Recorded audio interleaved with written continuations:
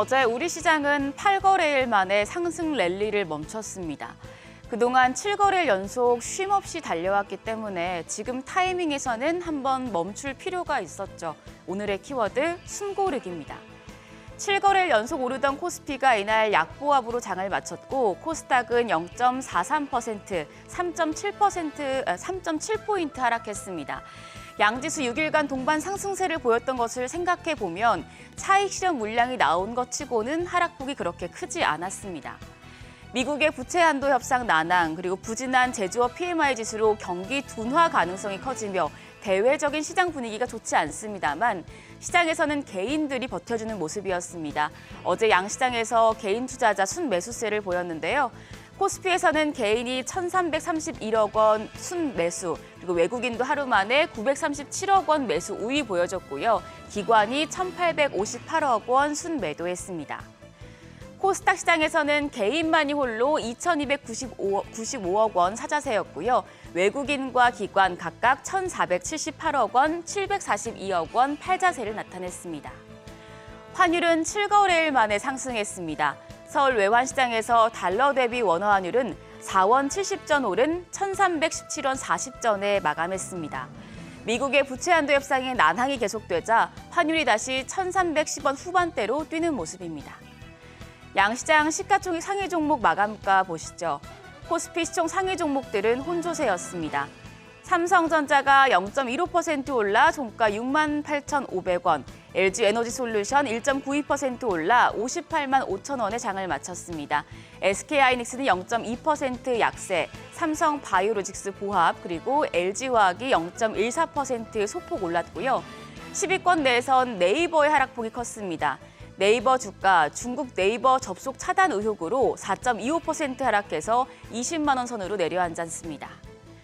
코스닥 시총 상위 10위권 내에서는 에코프로비엠을 제외하고 모두 하락했습니다. 에코프로비엠이 1.03% 올라 종가 24만 6천 원을 기록한 반면 에코프로 0.53% 하락해 56만 7천 원의 장을 마쳤고요. 셀트리온 헬스케어가 1.05%, LNF가 0.95%, HLB가 2.66% 모두 하락했습니다. 또 중국 한한령 강화 우려에 엔터와 개인주들도 모두 약세로 마감했습니다. 시장 업종별로 보면 조선업종, 업황 개선 기대감이 이어지면서 가장 크게 올랐고요. 식품업종은 러시아가 피부데니 항구를 차단하면서 흑해 곡물협정 위반 이슈가 불거지자 상승했습니다. 또 그 밖에 건설 섹터, 우크라이나 재건 이슈로 상승세를 이어간 가운데 자동차 부품 업종도 강세를 나타냈습니다. 오늘은 이번 주 주가가 계속해서 상승 탄력을 보여주고 있는 조선업종에 대한 증권사의 보고서와 뉴스 체크하고 가겠습니다. 국내 조선업의 슈퍼사이클이 30년 평균 주기보다 앞당겨질 수 있다는 분석이 나왔습니다. SK증권은 올해가 2010년 이후에 국내 조선업에 있어서 가장 중요한 한 해가 될 것이라며 조선업 상승이 지속될 4가지의 이유를 제시했는데요. 그중에 하나가 바로 조선사들이 선가를 주도하게 될 것이라는 겁니다. 과거 슈퍼사이클 초입 구간에는 선박 수요가 증가해서 업황이 하락이었다면 앞으로는 메이저 조선사들을 중심으로 셀러 마켓이 형성돼서 시장을 주도한다는 전망인데요. SK증권은 지금은 글로벌 조선소가 급격하게 줄어들어서 조선소 한 개당 인도량이 증가했는데 한정된 LNGC 건조 캐파가 높은 선가를 유지시킬 것이라고 강조를 했습니다. 그러면서 업종 내 탑픽으로는 HD 한국조선해양을 제시했습니다. 어제장 한국조선해양 주가 보시면 일단 2.28% 올라서 종가 98,600원이었고요.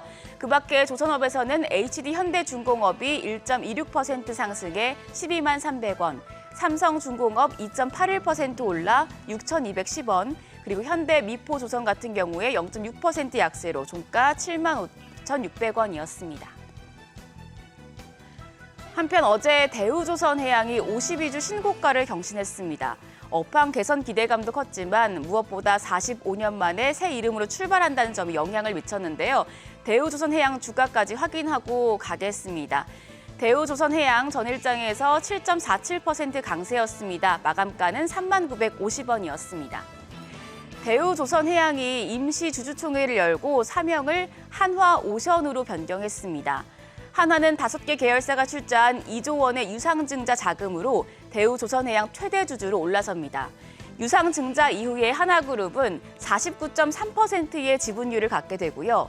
기존의 최대 주주였던 산업은행 지분율은 55.7%에서 28.1%로 낮아질 전망입니다. 제3자 배정으로 증자한 신주는 다음 달 13일에 상장될 예정인데요. 증권가에선 앞다퉈서 하나오션에 대한 매수 의견을 제시했습니다.